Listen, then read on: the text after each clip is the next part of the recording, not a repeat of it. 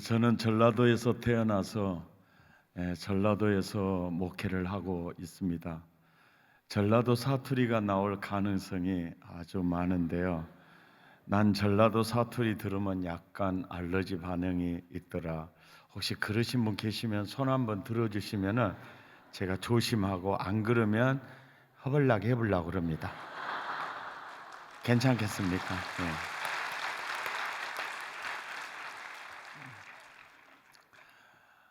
저는 아, 아, 아, 제가 신학생 시절에 저를 교육전도사로 써주는 교회가 아주 작은 교회였습니다. 작년 7, 80명 모이는 교회에 저를 교육전도사로 오라 하더라고요. 그래 갔더니 유치부, 유년부, 초등부 오전 9시에 내가 맡고요. 작년 11시 예배 안내와 성가대원 없으면 거기 또 가운 입고 자빠져 서가지고 찬양하고요.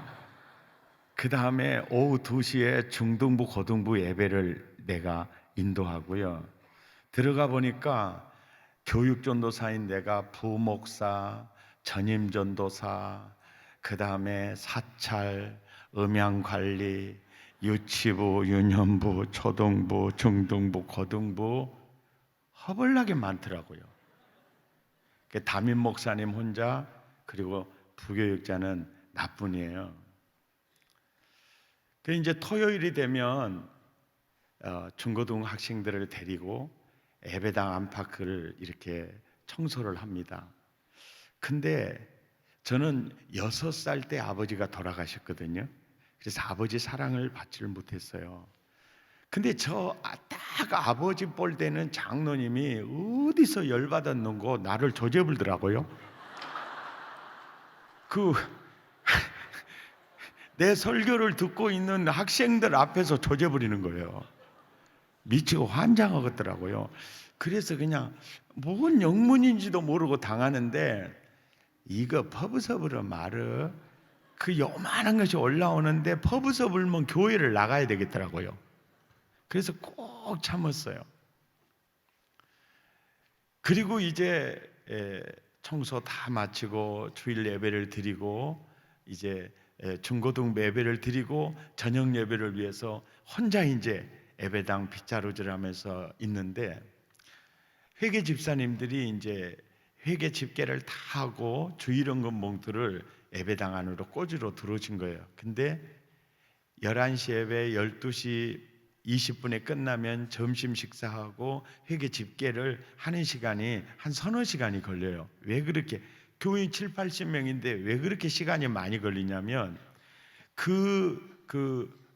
목사님이요, 얼마나 머리가 영리하시든지 주일원금 봉투 조그만 거 하나에가 정으로 1월, 2월, 3월 12달, 행으로 다섯째 주, 그리고 주일원금도 얼마 한 액수를 거기다 적고 영수 도장을 찍어줘요. 그리고 그 밑으로는 11조 12달, 그 옆으로 감사헌금 12달, 그 옆으로 부활절, 맥추절, 추수절, 그리고 거기 성탄절 그게 있고 그 밑에 빈칸이 또 있어요.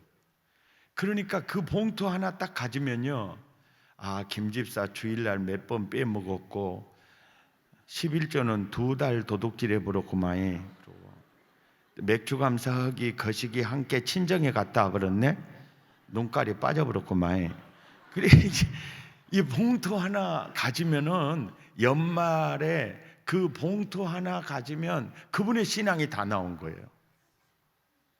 그래가지고 7, 80명 모이는 교회인데 그 교회 이름이 뭐냐면 상립교회예요. 목포시 상동에 있는데 왜 상립교회냐 그러면 무안군 삼양면 상리였는데 목포로 병합이 됐어요. 그래갖고 상동이 됐는데 이름은 상립교회예요. 그러니까 도시 분위기겠어요, 시골 분위기겠어요? 신령하시네요. 동은 상동인데 시골 분위기예요. 그리고 150호 되는 마을이에요.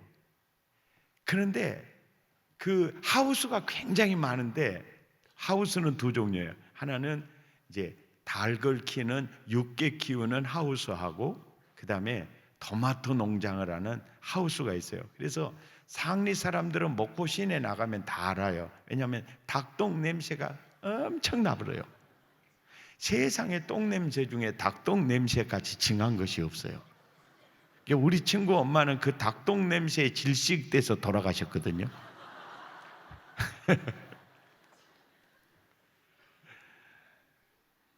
그런데 그 목사님이 그 봉투 하나로 7, 80명 시골 분위기 나는 교회인데 목포 시내에 있는 130명, 그러니까 50명이 더 모이는 교회보다 1년 예산이 더 많아요. 뭘로? 봉투 하나로. 예, 헌금 허란 말도 안 해요. 이 봉투 하나로. 그러니까 어제 나 조제버린 장로님 분이 안 풀렸거든요.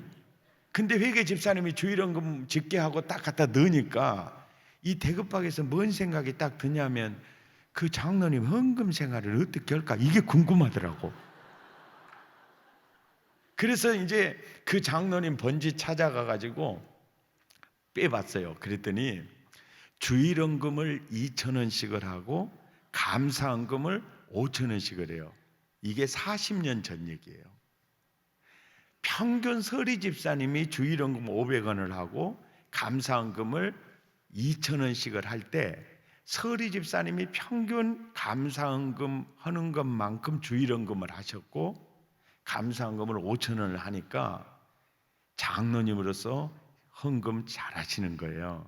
그래서 내가 봉투를 딱 꽂으면서 헌금은 하시구만요 그러고 꽂았어요. 그때 딱 이 머릿박에 무슨 생각이 떠오르냐면 우리 목사님은 얼마나 할까 이게 궁금한 거예요. 또. 그래서 목사님 헌금한 것을 딱 뽑아갖고 본 게 오메오메 주일헌금을 5,000원을 하고요 감사헌금을 2만 원을 하는 거예요. 오메오메 뭔 헌금을 이렇게 많이 해본다냐. 그래갖고는 기가 팍 죽어갖고 꽂아버렸어요. 그리고 한 달 지나고 2달이 지났어요. 토요일 날 이제 교회 울력을 하고 사모님이 이렇게 밥을 해줘서 먹으면서 헌금 많이 하는 생각이 딱 들어서 제가 입을 열었어요. 목사님은 참 헌금 많이 하시대요. 그랬더니 목사님이 밥을 잡수시다 하는 말이 아니야 더 드려야 되는데 그거밖에 드리지 못해서 너무 죄송해. 그래서 나는 밥 먹으면서 어찌 목사님들은 저렇게 엉큼한가 몰라. 똑 까놓고 예분다고 어제 내가 볼 때 허벌나게 예불고만은 그것도 안 한 거란 척. 나는 절대 목사 되면 저렇게 처신 안 해야 되겠다. 근데 누가 나 요즘 나한테 물어보면 그래 목사님 참 헌금 많이 하세요. 그러면 아니야 더 드려야 되는데 그거밖에 드리지 못했어. 이게 그때 당시에 그 목사님의 그 한세 신앙을 참새의 눈으로 해석을 했던 거죠. 이런 신령한 말을 아실랑가는 모르거든요. 그리고 5분이 지났어요. 목사님 입이 열려요. 어야 자네는 헌금 어떻게 하는가? 그래서 저 사실 청년 때 300원씩 주일헌금 했거든요. 근데 서리 집사님의 평균 헌금을 맞추면 잘할 것 같더라고. 그래서 서리 집사님의 주일헌금 드리는 평균에 맞춘 거예요. 이게 내 나름대로는 정말 기가 막히게 숭악한 생각을 한 거예요. 그래서 나는 칭찬받을 줄 알았거든요. 목사님 저 청년 때 300원씩 했는데요. 그래도 서리 집사님의 기본 평균 헌금을 드리는 게 될 것 같아서 저 500원을 합니다. 난 칭찬받을 줄 알았거든요. 떼끼순 이 사람아. 교인들 가정에 축복해 줘야 될 주의 종이 돼가지고 엽전 헌금을 해. 이 사람아. 이 사람 내가 보니까 싸가지 있는 것 같아서 오라겠더니만은 형편없네 그러고 막 밥 먹을 때는 개도 안 건든다는 금언을 잊어버리시고 완전 부흥회가 시작을 하는데 책망 부흥회가 시작이 되는 거예요. 나는 태어나서 목사님, 교육자들에게 그렇게 눈에서 눈물이 펄펄 나게 당해본 적이 없어요. 제가 아까 얘기했죠. 6살에 아버지 돌아가셨어요. 상처가 있습니다. 아버지를 데리시는 분들이 그렇게 책망하면 너무너무 서러워요. 눈물이 쏟아질 것 같아. 그래도 내가 누구를 원망하겠어요? 가만히 있으면 습관인데 뭐 미쳤다고 이놈 입주댕이가 방정이지 뭐 달라고 말을 끄집어내갖고 그래가지고 내가 입만 조지고 자빠져 있었단게요. 그래 이제 또 5분이 지났어요. 그 목사님이 그러는 거예요. 감사한금은 어떻게 하는가? 그래서 나도 이제 말이 좋게 안 나가더라. 저도 감다 할 때마다 합니다. 그랬더니 그 목사님 무엇이 어째? 감사할 때마다 해? 어야 자네 잘 생각해봐. 콧구멍에 바람 들어간가 안 들어간가? 지금 목구멍에 밤 넘어가 안 넘어가? 넘어갑니다. 그거는 감사할 일 아닌가? 자네는 뭐 특별하게 감사할 일이 따로 있는가? 오메오메 2부가 시작이 되는데요. 그냥 숫대 던져버리고 나가고 싶은데 그러면 이제 교회를 떠나야 돼. 그래서 제가 한참 책망을 듣다가 목사님, 나 목사님 가르쳐 준 대로 하랍니다. 어떻게 하면 쓰게라? 그러고 이제 목사님 가르쳐 준 대로 하랍니다. 어떻게 할게라? 액수까지 딱 정해 주십시오. 목사님은 나를 가르칠 책임이 있습니다. 가르쳐 주십시오. 그랬더니 목사님이 그래 주일헌금은 2,000원씩을 하고 감사헌금은 이렇게 드려야 돼요. 사례금 딱 받으면 10의 1조 뗄 때 한 달 동안 주시는 애 감사하고 앞으로 한 달 동안 주시는 애 감사해서 10의 1조 예물과 함께 드려. 얼마 드릴게라? 액수까지 정해 주십시오. 그랬더니 감사헌금은 5,000원씩을 드리게 딱 대급박으로 돌려보니까 주고 다 뺏어가 버더라고요.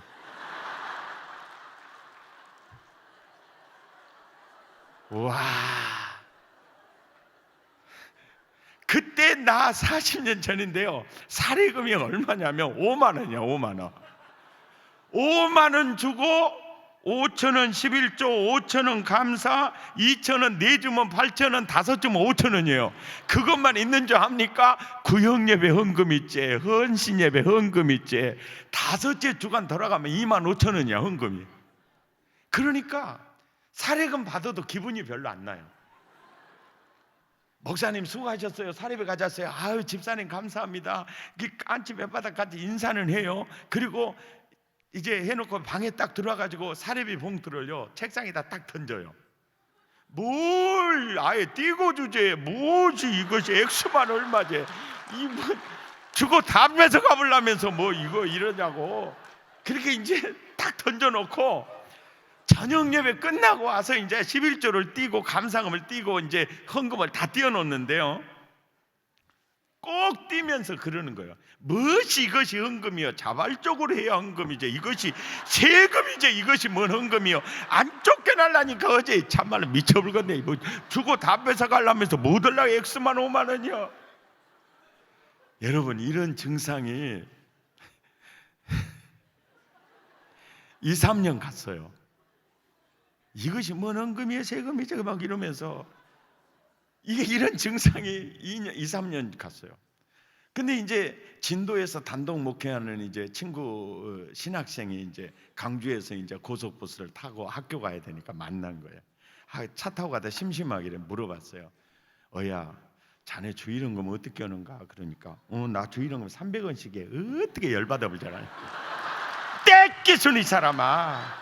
주의 종이 돼가지고 가서 축복해주면서 이 사람아 엽전헌금을 해. 이 사람 어디 가서 내 친구라고 말하지 말세. 이 사람아 창피해 죽겠네. 이 사람아 어따 자네 내가 싸가지가 있게 봤더니 싸가지가 없다고 그러면서 그러니까 고속버스에 안내양이 온 거야. 승객들 방해되고 왜 그렇게 큰 소리로 싸우냐는 거야. 지금 싸운 게 아니라고, 지금 교육시키고 있는 중이라고. 그러니까 이제 씩씩거리고 있더라고요. 나중에 감사헌금은 어떻게 하는가 그러니까 지도 이제 열받아가지고 나도 감사할 때마다 한다고 하더라고. 그래서 어야 지금 자네 콧구멍에 바람 들어간가 안 들어간가?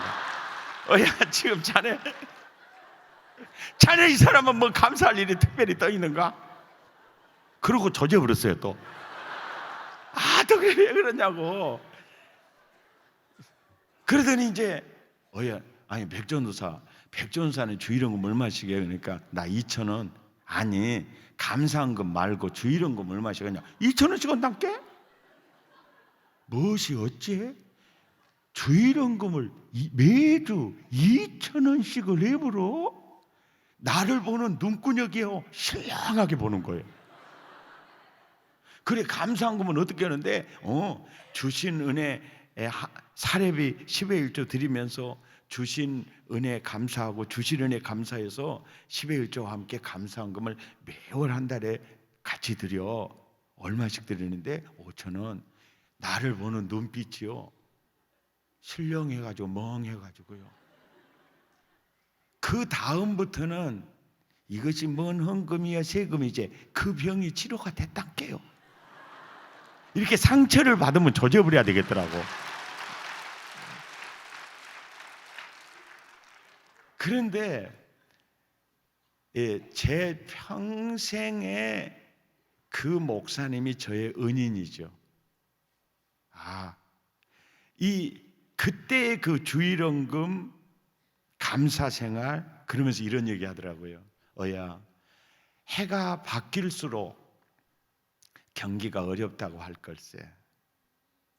그런데 해가 바뀔수록 주일원금을 꼭 인상해서 드려보게. 그러면 자네 생활이 그만큼 향상이 될 걸세. 이건 나의 경험이었네. 그리고 지금은 한 달에 한 번 드리지만 나중에는 한 달에 2번, 한 달에 3번, 나중에는 매달 감사할 수 있을 걸세. 그분의 그 가이드라인부터 시작해가지고 그 밑으로 헌금을 드린 적이 없어요. 그렇게 드려지지가 않아요. 제 동창들이 650명 정도 되는데요. 당시에 주일헌금, 감사헌금 이런 헌금을 드리는 학생들이 나같이 드리는 학생들은 없었어요. 나는 아주 자그마한 교회에 교육전도사로 들어가서 시골 아이들과 함께 지내면서 이제 서울로 올라오려 하는데 그 아이들 눈망울이 불쌍하게 보여가지고 못 오겠더라고요. 그래갖고 촌놈 되어버렸단게요. 예. 지금도 그 목사님의 그 은혜가 너무너무 커요. 예. 제가 이 5만 원 사례비 받아가지고 25,000원, 23,000원 헌금을 드리니까 굉장히 그 리포트를 쓸 때 책을 살 돈이 없었어요. 그래서 서점에 가서 메모에다가 리포트를 썼습니다. 그리고 서울 왔다 갔다 하면서 강남 터미널 지하식당에 가서 참 불량했어요. 무조건 나는 한식집에 들어가서 비빔밥을 시켜요. 그리고 무조건 비비고 짜다고 그래. 그러면 우리 집 비빔밥 짜다 간 사람 처음 봤다고 난리예요. 그러면 밥그릇 들고 가서 아니 잡사 보세요. 안 짠가 짠가. 그러면 그분이 나보다 더 신령해. 밥 한 공기 딱 갖다 썰어 두더라고. 그러면 어째 이 집은 시금치 나물이 이렇게 맛있는가 모르겠다 그러고 콩나물이 이렇게 맛있는가 모르겠다 그러고 김치가 그냥 안 씹어도 넘어가 본다고 그러고 그러면 다 갖다 주더란게요. 그렇게 배를 채웠어요. 신대원 1학년 때요. 우리 반에서 유일하게 성적 장학금을 제가 받았습니다. 10만 원 받았어요. 당시에 교육전도사 사례비 2달분을 받은 거예요. 평생 처음 타본 장학금 가슴에 품고 딱 왔는데요. 그때 상립교회가 예배당을 건축하고 9자짜리 의자 90개를 모금하는데 공교롭게도 9자짜리 의자 하나가 5만 원이야. 90개. 내 안에 계신 주님이 주무시면 얼마나 좋아요. 부활하신 주님이신지라 너도 2개는 할 수 있겠다 그러는 거예요. 아따, 주님은 나한테 돈 있는 꼴을 못 봅디다. 이거 그냥 책 사보고 이거 쓰라고 준 것이지, 의자 헌금을 하고 준 것이 아닌 줄로 아뢰옵나이다. 이제 그 성령의 조명, 내 안에 계신 주님의 그 사인을 받아 놓고 나니까 그 돈을 쓰지를 못하는 거예요. 왜? 쓰면 꼭 예수님이 조폭 두목 같아가지고 대급박을 조져볼 것 같은 거야. 아니면 다리를 걷어불든지 이제 그런 그런 이제 생각이 있어요. 두려움. 그래서 돈 쓰도 못 오고 기도합니다. 하나님, 빨리 90개 채워지게 해주십시오. 그러면 제가 헌금 안 해도 되겠구만요. 그래 갖고 쓰려고. 그 다음 주에 갔어요. 25개밖에 안 채워졌어. 그러니까 목사님이 더 간절히 간구를 해요. 내 안에 계신 예수님이 이놈아, 너도 나중에 예배당 짓고 저 자리에서 저 간구할 텐데 해라. 아따, 주님은 나한테 돈 있는 꼴을 못 봐요. 아따, 절제하시라니까요. 제발 좀 주무세요. 그 다음 주간에 선지동산에서 하나님 90개 미쉬 막 나무를 잡고 90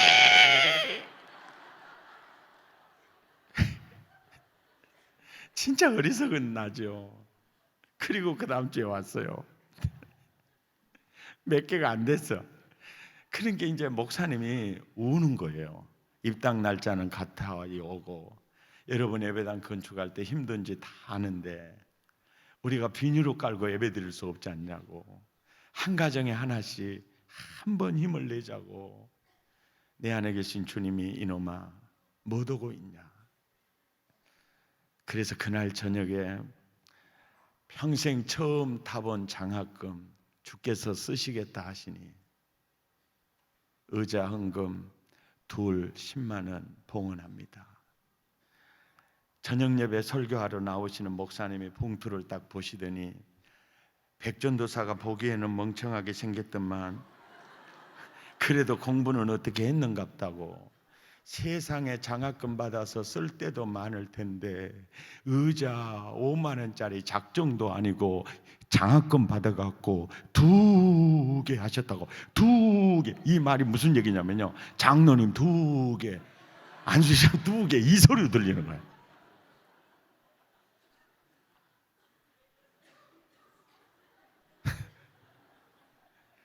그리고 목사님이 달굣똥 같은 눈물을 뚝뚝뚝 떨치면서 나를 축복해 줬는데요, 그 목사님 기도가 내 인생이 되었습니다.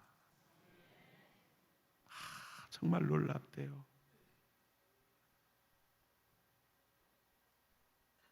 얼마나 그 은혜가 정말 놀랍더라고요. 그리고 그 다음 주에 함께 다 차버렸더란게요. 왜 한 주만 참아버릴 것인데.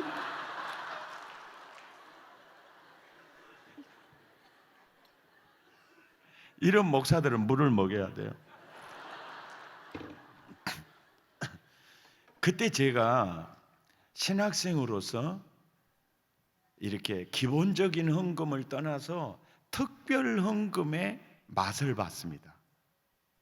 그 기쁨이요, 그 헌신의 기쁨이 너무너무 좋은 거예요. 이게 고기도 먹어본 사람이 먹고 헌신도요 해본 사람이 그 맛을 알아요. 전도도 마찬가지예요. 너무 행복한 거예요. 그 특별 헌금에 대한 맛을 제가 봤어요. 트리니티 세미나 광림교회 압구정동에 갔더니 버튼 딱 누르니까 10m짜리 스크린이 뒤에 내려오고 옆에 김선도 목사님이 쓰니까 뒤로 쫙 비치는 거예요. 그게 뭔지 알죠? OHP잖아요. 그게 옛날 얘기죠. 그때 당시에 우리는 유초등부 예배, 중고등부 예배 전부 계도를 썼거든요. 그 계도 전지에다가 이렇게 해서 예수 이름으로 딱 계도 한 장 넘기고, 예수님 찬양, 예수님 찬양 또 한 장 넘기고, 내게 강 같은 평화 한 장 넘기고, 주님만 사랑합니다, 예수님만 넘기고. 근데 성길 급한 아주 성깔이 안 좋은 선생님이 계도 넘기면 다 찢어버려요. 뒤에 애들은 안 보인다 가고, 야, 그런데 저 OHP 갖다가 사용하면 얼마나 좋을까. 그래야 그때 이제 그 OHP에 미쳤어요. 근데 동양 아카데미에서 최초로 OHP가 나왔는데 25만 원인데요. 유초등부 1년 예산이 25만 원이고 중고등부 1년 예산이 25만 원. 도저히 예산으로는 불가능해요. 그러던 중에 백동조가 장가를 가게 됐는데 처갓집에서요, 결혼 예복을 해입을 하고 50만 원을 보내온 거예요. 5만 원 11조 뚝 띄워놓고 OHP 사러 갔어요. 25만 원 주고 OHP 사가지고, 와, 그 OHP가 어떻게 좋은지요. 저녁에 자다가 2시에 일어나가지고, 아야 내 새끼 잘 있었는가 그러고 만져봐요 또. 그리고 그걸 가지고 얼마나 정말 그 행복한 사역을 했는지. 그리고 이제 20만 원 남았잖아요. 그걸 가지고 이제 결혼 예복을 어떻게 입어요? 그러니까 저기 강주 충장로 5가에 가면 기지점이 있어요. 기지점에 가서 기지 도매로 떠다가 상리 155 마을에 한쪽에는 세탁소, 한쪽에는 양복점. 박 집사님 집이거든요. 그 딱 이제 그 옷 안에다가 남은 돈을 딱 넣어가지고, 집사님 저 장가 가게 됐는데요, 이거 결혼 예복이거든요. 안에 내가 싹을 넣었는데요, 나무도 나 주려고 하지 말고 부족하다고 해도 나한테 더 주라고 하지는 마시오. 그리고 옷은 좀 때깔나게 좀 맞춰주시오. 그랬더니 그분이 그러는 거예요. 전도사님, 저 시골 바닥에 이렇게 있어도요, 저 결혼 예복 전문점에 있었어요. 걱정하지 마세요. 잘 때깔나게 맞춰준다는 거예요. 믿었어요. 지금도 결혼식 사진을 안 봅니다. 그런데 내가 그때 깨달았어요. 말 잘한 사람 손끝이 맵지를 못하다는 걸 알았어요. 이렇게 생겨가지고요.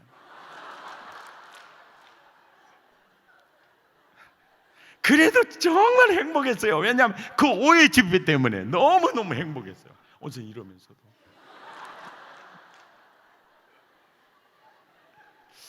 근데 참 그 이상하더라고요. 이제 결혼 준비를 이렇게 하는데 내 안에 계신 주님이 그러시는 거예요. 야, 너는 참 못된 놈이다. 그래서 왜요, 주님?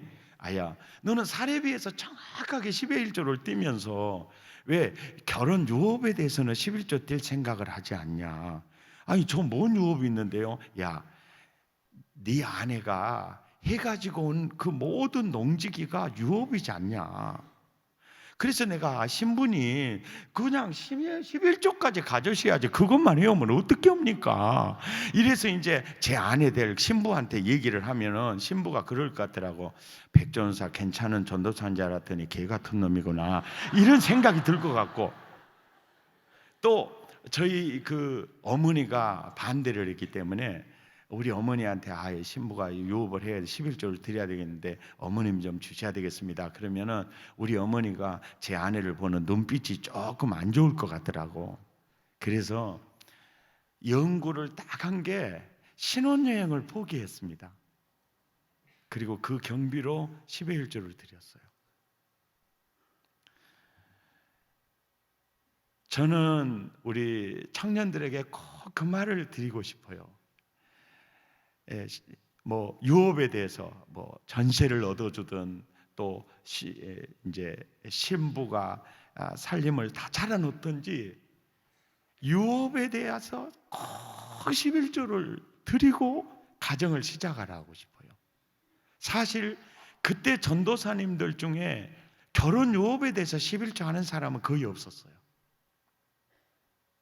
그런데 나는 너무 좋았어요. 그래가지고 이제 강주 가서 한밤 자고 내장산 가서 한밤 자고 이제 신혼여행 끝냈는데 돈이 없으니까 신부 이제 짜장도 사주고 곰탕도 사줘요. 그러면 제 아내가 그래요. 아우 백전도사님, 제가 짜장 좋아하는 줄 어찌 아셨어요? 짜장은 언제 먹어도 맛있어요. 또 곰탕 사주잖아요. 곰탕은 언제 먹어도 시원해요. 어쩌면 이렇게 저 곰탕 좋아하는지 어찌 알았어요? 그때는 그랬거든요. 근데 요즘은 신혼여행 얘기가 나오면 저 왼수는 신부 데리고 다니면서 짜장 사줬다고 조제분 나가나요? 아니 그때와 지금은 왜 그렇게 달라지는지 목사님, 전 여자를 그때 알았습니다. 국민 여러분,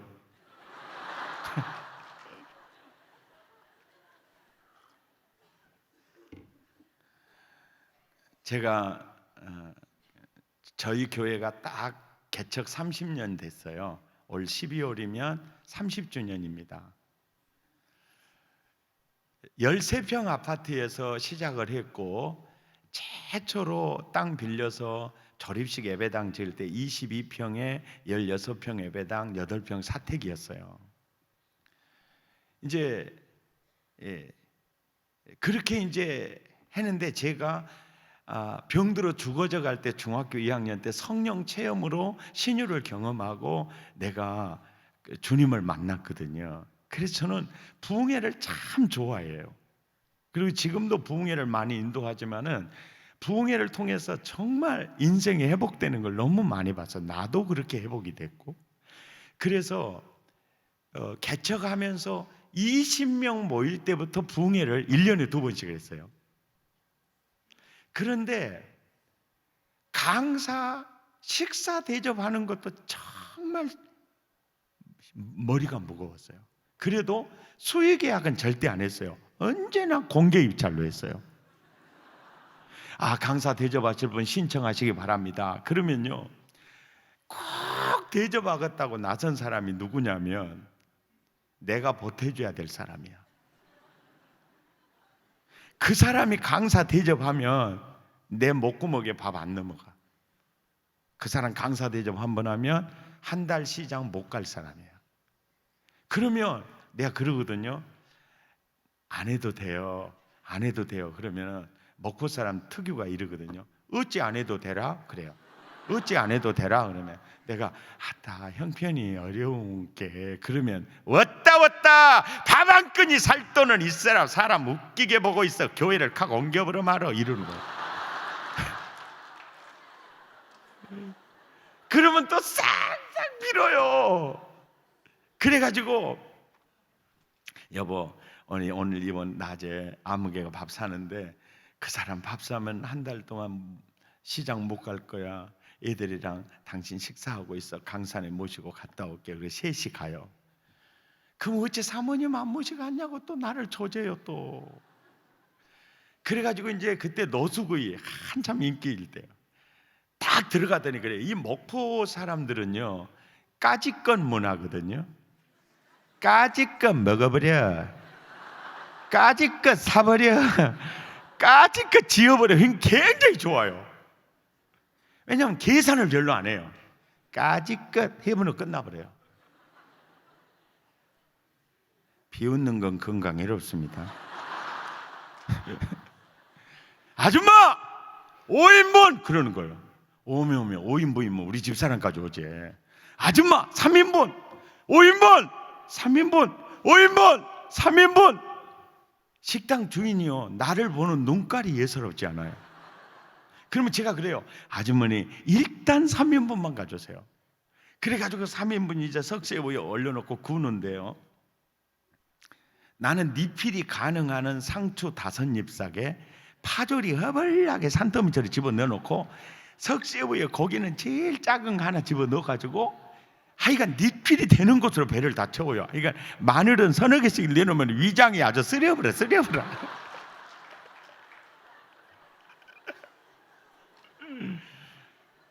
그런데 강사님은 상추 잎사고 하나에다가 굵은 고기 3개씩을 집어넣어가지고 못 되겠죠. 석쇠의 고기가 사라졌어요.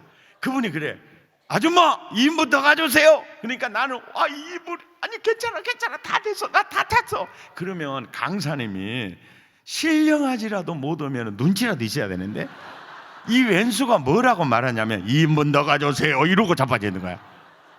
그때부터는요 그 강사가 되게 얄미워. 아주 낯짝을 보면 기름기가 번질번질해. 아따 잘 퍼먹어가지고 저렇게 번질번질하고. 이게 이제 교인을 사랑하는 마음이에요. 또 우리 본거를 사야 되겠는데 자, 신청하시라고 그러면 꼭 보태줄 사람들이 신청을 해요. 정말 굉장히 그게 가슴 아팠어요. 광고하면 할 사람은 안 해요. 미꾸라지 가지고 빠져나가 버려요. 꼭 어려운 사람들이 해요. 그것이 그렇게 마음이 아팠어요. 근데 그때는요 봄, 가을로 대신방을 했어요. 대신방을 하면 이제 사글세에서 전세에서 이제 13평 아파트로 13평에서 25평으로 이게 막 이제 대신방을 하면 할수록 해가 거듭될수록 이게 환경이 너무너무 많이 달라져 있는 거예요. 그래 너무 많이 달라져 있어요. 그때 내 안에 계신 주님이 그러시더라고요. 야, 그때 왜 그렇게 강사 섬기게 하고 그때 무슨 일 있으면 그때 이 종으로 하여금 물질을 심게 한 줄 아니? 몰라요. 네 눈으로 보고도 모르냐? 이 은혜 주려고 내가 심게 했어.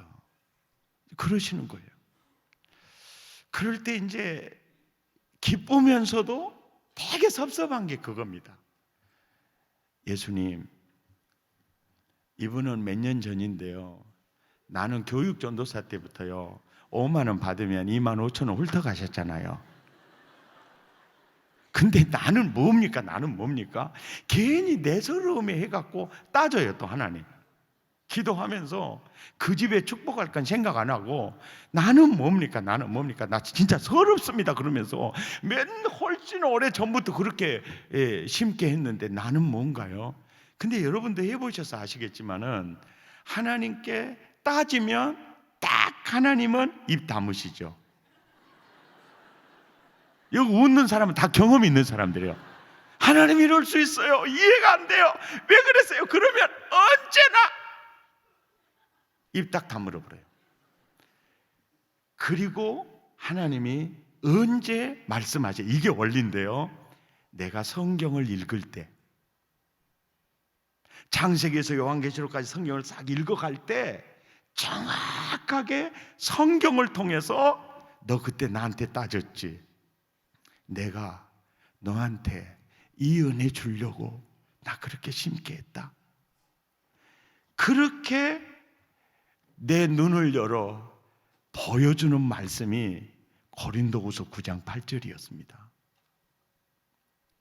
여러분 이 고린도후서 9장 8절이 단순한 말씀이 아닙니다. 예수님께서 이 구절을 보는 눈을 활짝 열어주었을 때 야, 내가 그 어려운 시대 가장 네가 제일 경제적으로 제일 어려운 그 시절에 내가 왜 너로 하여금 그렇게 심게 했는 줄 아니? 이유가 있어. 절대 이유 없는 게 아니야. 너 전번에 나한테 따졌지. 이유는 이 구절이야. 그러면서 이 구절이 확 보이기 시작하면서 제가 이 말씀을 깨달은 거예요. 제가 깨달은 은혜 여러분이 깨달았으면 너무너무 좋겠어요. 아멘입니까? 근데 성경을 읽으실 때 이 한글은 소리글이기 때문에요 어떻게 읽느냐에 따라서 맛이 완전히 달라요. 여러분 한번 내가 아주 제대로 한번 읽어보실 테니까 나중에는 배역을 바꿔가지고 이제 여러분이 또 읽어보도록 하십시다. 나처럼 나같이. 자, 하나님이 시작. 하나님이 능히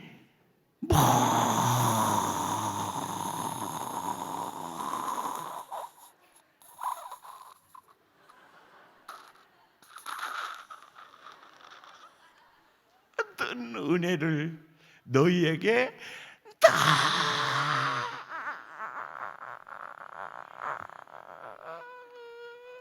치게 하시나니 이는 너희로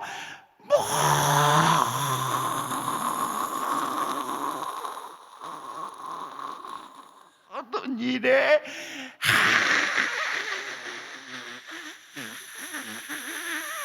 항상 모든 것이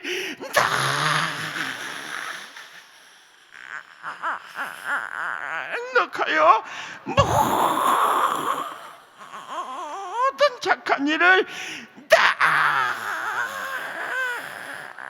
남치게 하게 하려 하심이었다.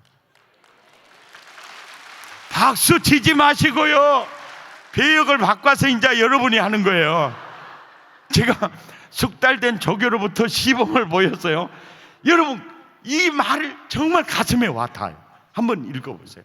준비하시고 시작. 아까 마치로 시작. 하나님이 능히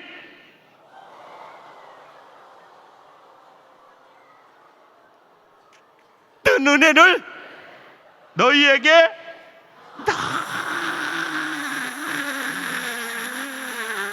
넘치게 하시나니 이는 너희로 모든 일에 항상 모든 것이 넉넉하여 모든 착한 일을 넘치게 하게 하려 함이었다. 할렐루야. 여러분, 이 구절을 주님이 내 눈을 열어 내 말로 내게 주실 때 이 말씀은 내게 주시는 약속이었고요, 현실은 그게 아니었습니다. 지금은 이 약속이요, 제 인생이 되고 제 현실이 되었습니다. 하나님은요, 항상 먼저 약속을 주십니다. 아멘이 시험 들었는가 봐요. 하나님은 항상 먼저 뭘 주세요? 약속을 주세요. 왜냐하면 약속을 줘야 나중에 약속이 이루어졌을 때 이것이 하나님으로부터 온 것인 줄을 절절히 알게 된다고 이 연사는 주장하는 바입니다. 아멘입니까?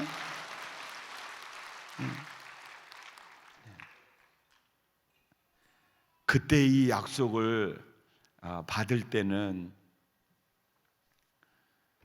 현실은 정말 그게 아니었는데, 하나님이 하시는 일은 정말 놀라웠어요.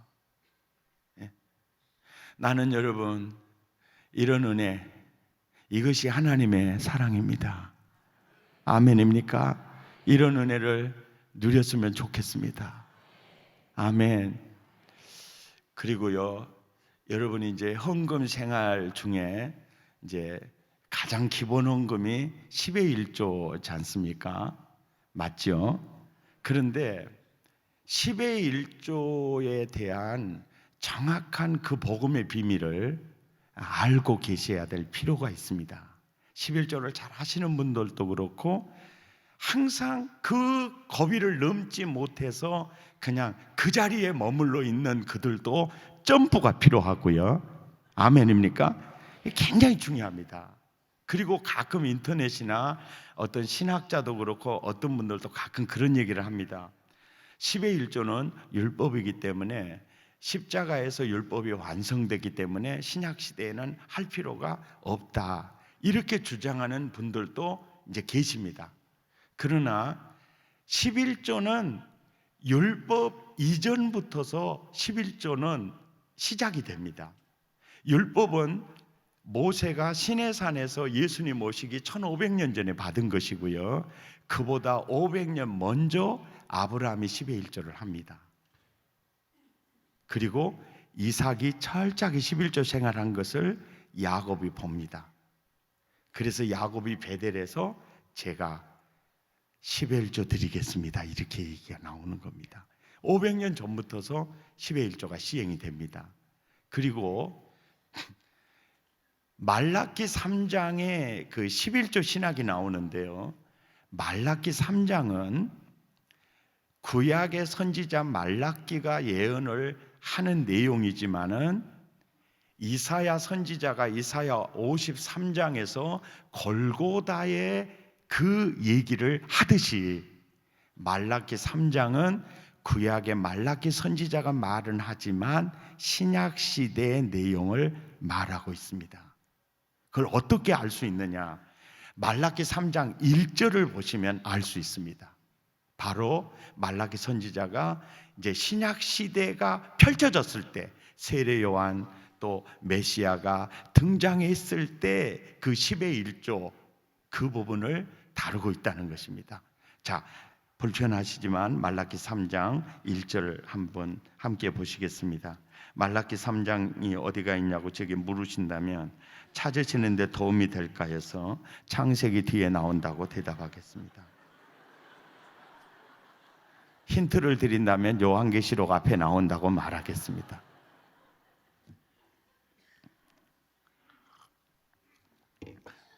1절 찾으셨으면 아멘. 시작. 만군의 여호와가 이르노라. 보라, 내가 내 사자를 보내리니 그가 내 앞에서 길을 준비할 것이요 또 너희가 구하는 바 주가 갑자기 그의 성전에 임하시리니 곧 너희가 사모하는 바 언약의 사자가 임하실 것이라. 이게 뭐냐면요, 세례 요한이 등장할 것이고 메시아의 길을 예비할 세례 요한이 등장할 것이고 그 다음에 메시아가 성전에 등장을 할 거다. 여기서부터 이제 신약 시대가 펼쳐지는 겁니다. 펼쳐지면서 말라기 3장 7절 8절을 보면요, 매우 중요한 말씀을 합니다. 그 말씀이 뭐냐면은 10의 1조가 신앙 고백이라는 것을 알 수 있습니다. 왜냐하면은 그들은 하나님과 하나 되지 않았습니다. 그런데도 그들은 하나님 품 안에 있다라고 착각을 하고 있었습니다. 그래서 야, 내게로 돌아와. 그러니까 하나님, 우리가 언제 주님 떠난 적이 있어서 돌아오라 하세요. 그럴 때 딱 이 얘기합니다. 11조를 도둑질하고도 말하기를 내 품에 있다고 말하느냐. 이제 이 얘기를 하는 거죠. 근데 이것이 신앙 고백의 표현이라는 게 굉장히 중요한 이제 신학적 의미가 있는데요. 사복음서에 예수님에게 구원 상담을 요청했던 세 종류의 사람이 있습니다. 한 사람은 니고데모예요. 선생님, 내가 어떻게 해야 영생을 얻을 수 있죠? 그럴 때 거듭나지 않으면 구원받을 수 없다 그래요. 율법사가 내가 어떻게 해야 영생을 얻을까요? 그럴 때 율법에 뭐라고 기록되었느냐? 하나님 사랑하고 이웃을 내 몸처럼 사랑하라고 해서요. 그래, 그렇게 하면 돼. 그럴 때 율법사가 자기를 옳게 보이려고 내 이웃이 누굴까요? 그럴 때 예루살렘에서 여리고로 내려가다가 강도 만나 죽어져 가는 사람을 보고 제사장 지나가고 레위인 지나가는데 사마리아 사람은 지나가지 못하고 그를 치료해 주지 않아. 누가 강도 만난 자의 이웃이 되겠니? 자비를 베푼 자입니다. 딱 그래요. 가서 너도 그와 같이 해. 그러면 구원받아. 이 내용이거든요. 그리고 누가복음 18장에 나오는 사람은 부자, 청년, 관리입니다. 누가복음 18장에 선생님, 내가 어떻게 해야 영생을 얻을까요? 이렇게 물으니까 그렇게 얘기한 거예요. 네 가진 재산 팔아 가난한 자들에게 나눠주고 너 나 따라오너라 그러는 거예요. 그러니까 돈이 많은 거로 근심하여 가니라. 그리고 19장에 부자 관리가 또 등장을 해요. 그게 삭개오입니다. 삭개오가 예수님 모시고 집에 가서 신앙 고백이에요. 예수님, 내 가진 재산의 절반은 가난한 자들에게 나눠주고요, 내가 누구의 토색한 일 있으면 절반 가지고 다 갚을게요. 그때 딱 그럽니다. 오늘 이 집에 구원이 임하였다. 이게 굉장히 중요한 메시지예요. 그러니까 니고데모에게는 거듭나지 않으면 안 된다는 믿음은 씨 믿음이고요, 율법사에게 믿음은 열매 믿음이고요, 부자 청년 관리와 삭개오를 통해서 우리에게 주는 메시지는 뭐냐면 하나님과 재물을 겸하여 섬길 수 없다. 너의 주인은 재물이잖아. 삭개오의 주인도 재물이었지 않습니까? 근데 삭개오는 주인을 예수님으로 바꿉니다. 그러니까 부자 청년 관리에게 쌍믿음이에요. 야, 주인 바꿔. 이것이 믿음입니다. 주인 바꿔. 이게 믿음이에요. 우리가 정말 예수님이 나의 주인이고 그 신앙 고백이 가장 정확하게 표현된 게 10의 1조입니다. 굉장히 중요한 신학적 의미가 있어요. 제가 오늘 바른 믿음, 다른 믿음이라는 책이 저를 하나님이 처촌놈을 쓰시는 이유가 있습니다. 지금 한국 교회는 유사품에 엄청나게 속고 있습니다. 예수님은 말세에 믿는 자를 보겠느냐고 하셨죠. 마태복음에서도 알곡이냐 쭉정이냐, 좋은 곡식이냐 가라지냐, 말씀 사역을 마무리 짓는 25장에서 세 가지 비유, 열처녀 비유, 달란트 비유, 양과 염소의 비유, 그 둘 중에 하나가 좋은 곡식이냐 가라지냐. 7인이 떼지기 직전에 바로 교회 시대의 마지막 교회 라오디게아 교회, 볼지어다 내가 문 밖에서 두드린다. 예수 없어요. 진짜 믿음이 뭐냐? 마음은 열면 내가 그에게로 들어가 그로 더불어 먹고 그는 나로 더불어 먹으리라. 이게 진짜 믿음이거든요. 정말 자기가 가지고 붙들고 있는 믿음이 사실은 짝퉁인데도 진품으로 알고 있어요. 유사품으로 속고 있어요. 진짜 예수 믿으면 행복합니다. 복음의 능력을 체험할 수 있어요. 살아계신 하나님의 아들이라는 게 삶을 통해 모든 면에 나타납니다. 근데 그게 나타나지 않고 있어요. 그러면 유사품입니다. 아멘입니까? 이해가 되십니까? 그리고 하나님께서 우리에게 10의 1조를 하라고 하시는 이유가 말라기 3장 10절인데요. 한번 보시겠습니다. 말라기 3장 10절 시작. 만군의 여호와가 이르노라. 너희의 온전한 11조를 창고에 들여 나의 집에 양식이 있게 하고 그곳으로 나를 시험하여 내가 하늘 문을 열고 너희에게 복을 쌓을 것이 없도록 붙지 아니하나 보라. 왜 10의 1조 하라고 하죠? 복을 쌓을 것이 없도록 부어주려고 그러죠. 맞죠?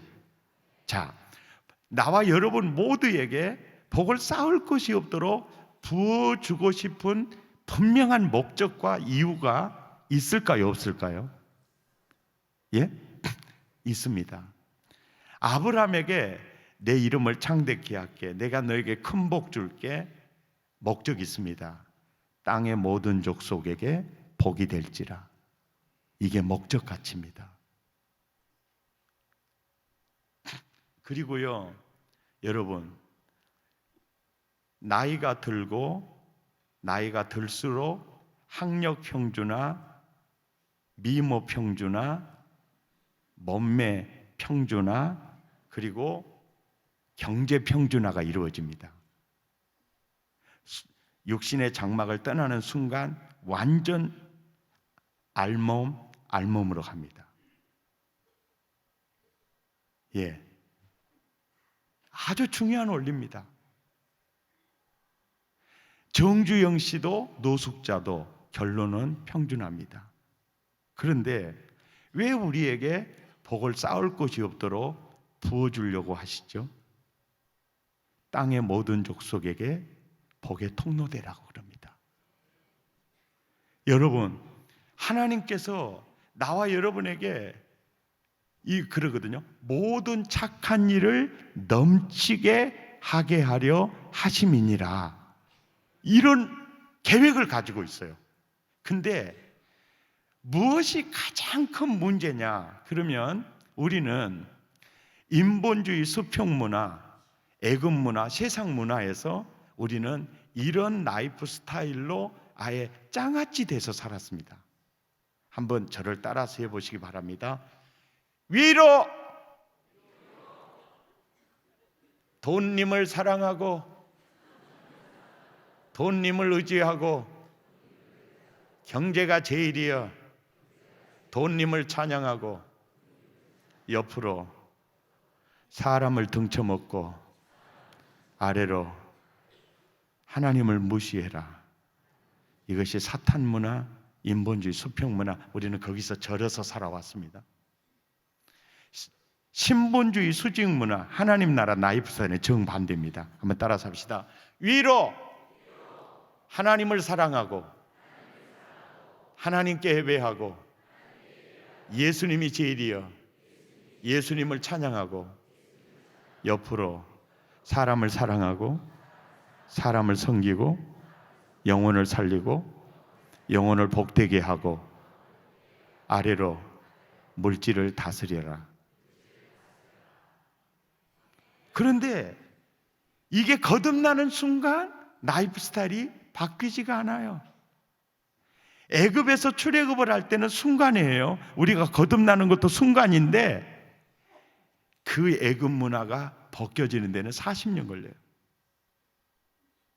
자, 하나님은 아브라함에게도 나에게도 여러분 모두에게도 정말 쌓을 곳이 없도록 부어주고 싶어요. 그래서 땅의 모든 족속 구원하는 게 하나님의 뜻이에요. 그런데 가장 큰 문제가 뭐냐? 내가 애금주의예요. 돈을 너무 사랑해요. 그러니까 여전히 예수님을 주여라고 하면서도 여전히 재물에 의해서 움직이고 있어요.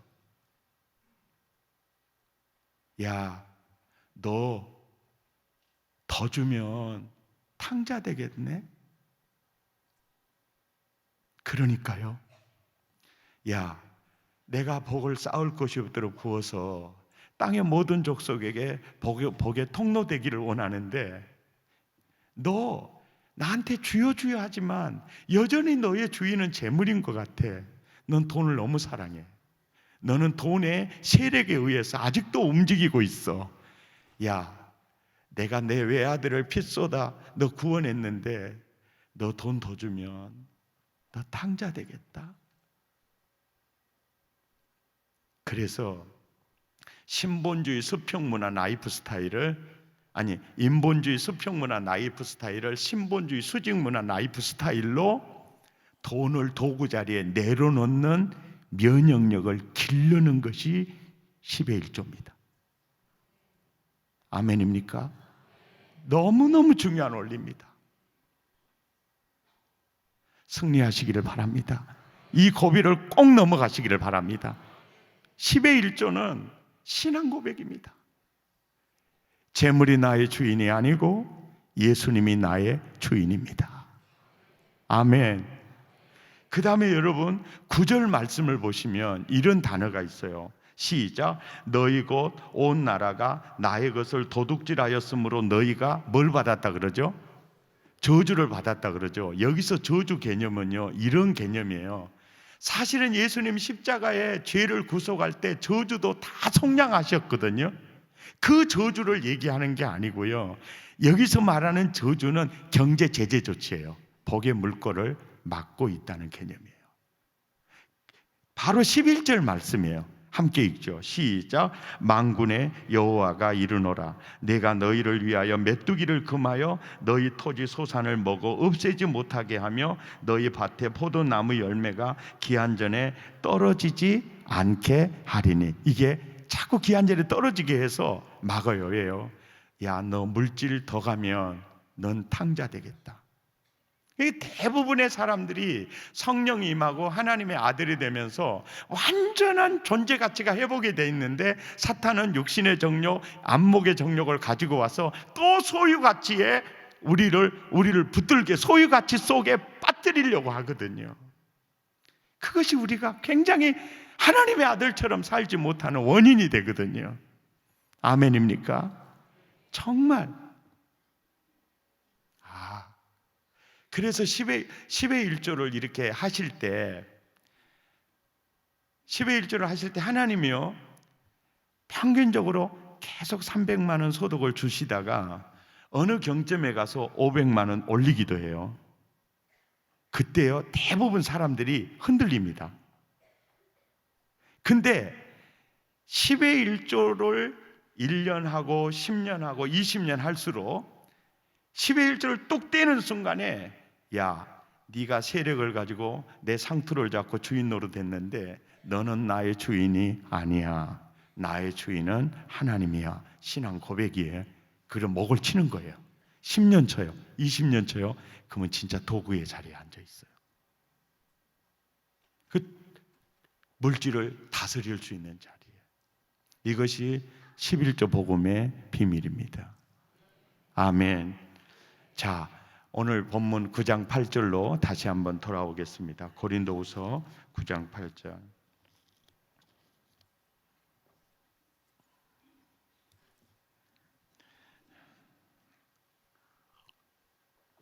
하나님이 정말 아브라함아, 내가 너의 정말 주인이니? 그거 테스트가요, 돈을 떠나서 가장 소중한 게 독자 이삭이었어요.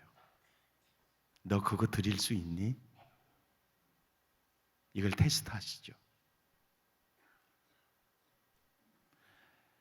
그리고 그걸 드렸을 때 상상을 초월하는 복을 허락해 주신 걸 볼 수 있죠. 창세기 12장에서 아브라함의 신앙 훈련을 시키신 하나님이요, 창세기 22장에서 독자 이삭, 너 나한테 줄 수 있니? 그거 합격하는 거죠. 오늘날에 야, 많은 소득도 줘봐요. 야, 그래도 기쁜 마음으로 너 드릴 수 있니? 하나님이 당신의 동역자를 세워가는 커리큘럼 중에요, 헌금이 굉장히 중요한 커리큘럼이라는 것을 알 수 있어요. 이때는 아멘 안 할 줄 알았어요. 이것이 지금 굉장히 많이 감염되어 있다는 증상이거든요. 옆 사람 눈을 따뜻하게 보면서 집이는 아니지? 그러고 물어봐요.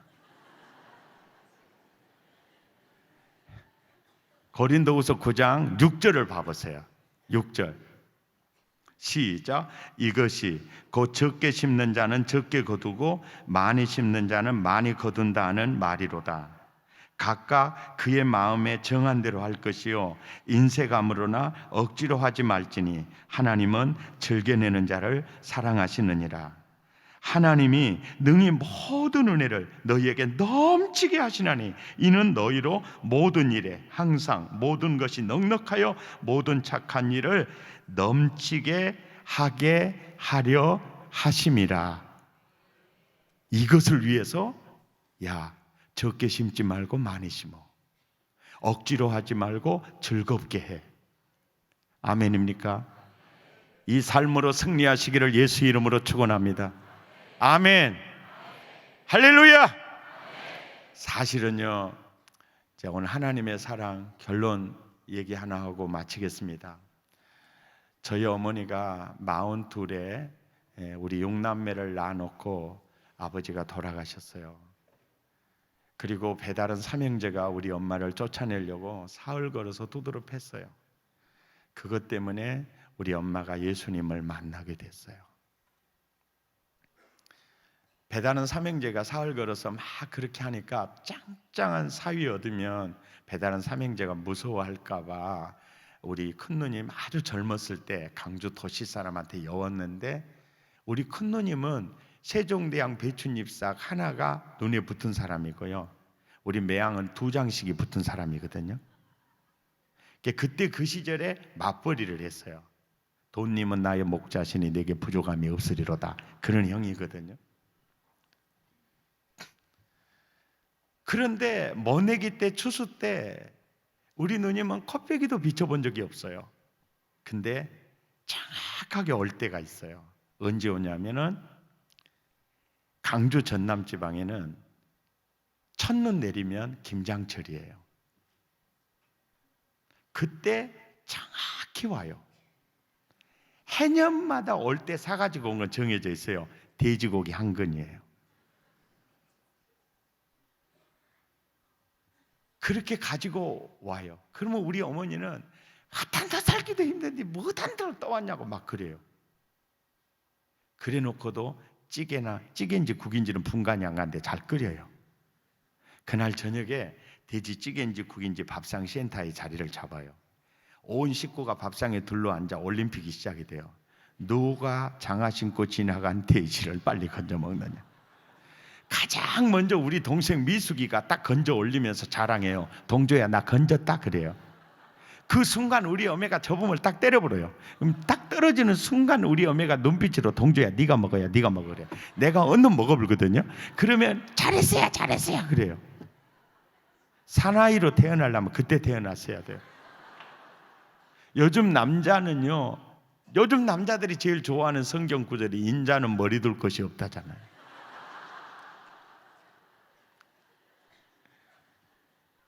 올 때는 돼지고기 한 건 떠왔는데 갈 때는요, 방앗간에 겨운겨울하게서 나락 한 겨운기 싣고 가서 방앗 찧어다가 쌀 80kg짜리 2가마니 실어줘요. 김장 배춧가심 8포대 실어줘요. 멸젓 한 동어, 비싼 깨 한 말, 꼬치 많이 줘요.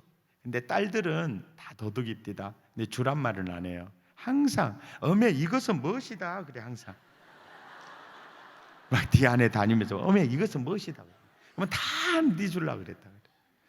그리고 싣고 이제 바닷가로 가요. 그래서 이제 사공에 도움 받아서 배에다 다 실어주고, 그 첫눈이 왔으니까 얼마나 추워요. 그 배가 사라질 때까지 손을 흔들어요. 30분이 지났어요. 40분이 지났어요. 얼어 죽을 것 같아요. 엄마, 아따 빨리 가. 나 얼어 죽겠네. 돌고 일하고 있어요. 그래도 아야 조금만 더 있다가 계속 손 들어요. 근데 이 배가 통통선이 아니고 노젓는 배거든요. 아무리 줘도 그 자리에 가만히 자빠져 있는 거야. 엄마 아들 얼어 죽겠다 깨! 그러고 이제 꼬라지를 부리면 아야 가자 그러고 딱 등을 돌리는데, 등을 돌리는 우리 어머니의 그 달굣똥 같은 눈물이요 톡톡톡톡톡톡 떨어지는데, 이 앞에가 한칸이 젖어 있어요. 엄마 왜 우요? 올 때는 돼지고기 한 건 떠왔는데 갈 때 한내 아까 준 게 억울해요. 그랬더니 우리 엄마 하는 말 제가 평생 못 잊어요. 이놈아, 자식한테 주는 것이 무엇이 아깝다냐. 근데 왜 울어요? 너가 아버지가 너그 누님을 얼마나 좋아했는지, 너가 아버지 살아계셨으면 더 잘해줬을 것을. 모내기 때, 추수 때 콧배기도 돈 벌어야 된다고 비치지 않은 딸이지만, 김장간 가지러 오는 딸이지만은 최선을 다해서 바리바리 싸서 주면서도 더 주지 못해서 우는 우리 엄마의 얘기만일까요? 세상의 모든 엄마의 마음이 다 그 마음이겠죠. 그리고 그 엄마의 마음은 하나님의 형상이죠. 자기 아들을 아끼지 아니하시고 우리를 위하여 내어주시는 이가 어찌 그 아들과 함께 뭘 아끼겠니? 내가 믿는 하나님은 정말 그런 분이셨습니다.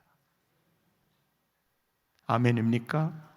너무너무 주고 싶은데 내가 돈을 너무 사랑해요. 아직까지도 돈이 나의 주인이에요. 이번 성에 진정한 회개가 있었으면 좋겠습니다. 찬양하겠습니다. 아버지 마음, 그 사랑 생각하면서 304장 우리 찬양하고, 오늘은 제가요 특별히 여러분 기도해 드릴게요. 찬양하고 한 2, 3분 정말 인색했던 거, 헌금 생활의 문제점, 그거 철저히 회개하고 제가 여러분 오늘 축복 기도 해주는 시간을 잠깐 아주 신사적으로 가질 때 주의 역사가 있을 줄 믿습니다. 예.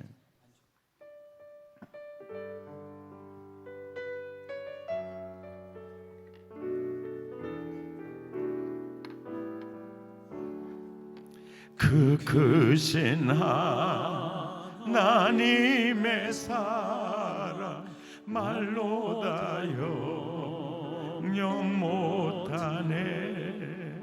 저 높고 높은 별을 넘어 이 낮고 낮은 땅 위에 죄범한 영혼 구하려 그 아들 보내사 화목제물 삼으시고 죄 용서하셨네.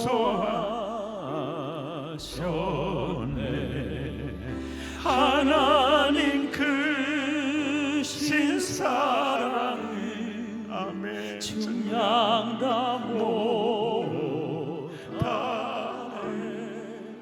영원히 변치 않는 사랑 성도여 찬양하세. 괴로운 시절 지나가고 땅 위에 영화쇠할 때 주 믿지 않던 영혼들은 큰 소리 외쳐 울어도 주 믿는 성도들에게 큰 사랑 베푸사. 아멘 아멘. 우리의 죄 사했으니 그 은혜 잊으라. 하나님 크신 사랑을 증량 다 못하네. 아멘. 영원히 변치 않는 사랑 성도여 찬양하세. 하늘을 두루마리 삼고 바다를 몸을 삼아도 한없는 하나님의 사랑 가기로 갈 수 없겠네. 하나님의 앞에 불도 꺼주시고요. 사랑 그 어찌 닿았을까. 저 하늘 높이 살아도 앞에 조명도 꺼주시고요.